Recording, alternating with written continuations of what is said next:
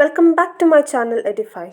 In this video we will learn about very interesting and very important topic called classes and objects. So let's get started. Python is an object-oriented programming language because everything in Python is an object with its properties and methods, and class is like an object constructor or a blueprint which defines the variable and methods that all objects of a certain type share. In simple form, a class is a way to encapsulate and group related data and functionality in Python. Let's see how to create a class. We make use of class keyword to create a class. For example, class, my class, then type x is equals to 10. Here x is called property name, then print of my class. Now if we compile this, we get the output as class main my class.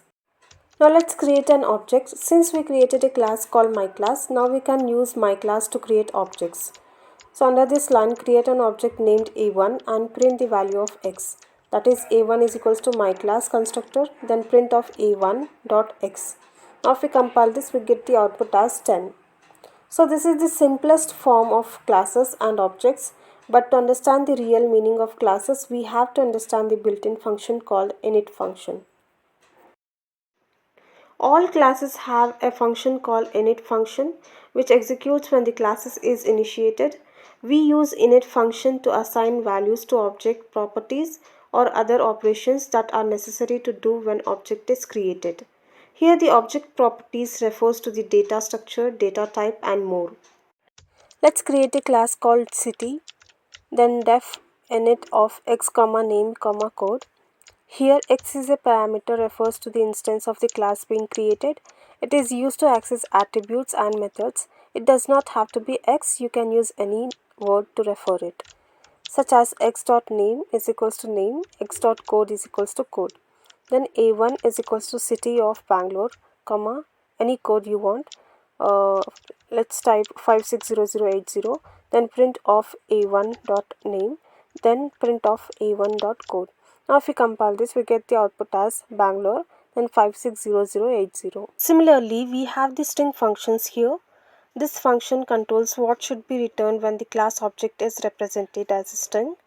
And if the string function is not set, the string representation of the object is returned. So let's remove this print statement, then replace it with the print of a1. Now if we compile, we get this in the output screen. To avoid this and to get string values, type def string of x because we use x as reference to the values, then type return f of x.name, x.code. Now if we compile this, we get the output as string values.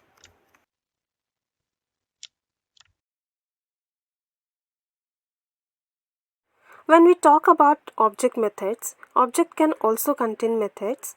Methods in objects are functions that belong to the object. You can also modify object properties such as update, add and more. So in this session we did learn how to create class and object, about init function, string function and how to modify object properties.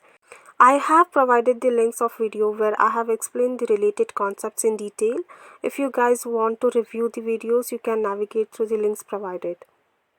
And I hope you guys enjoyed the session.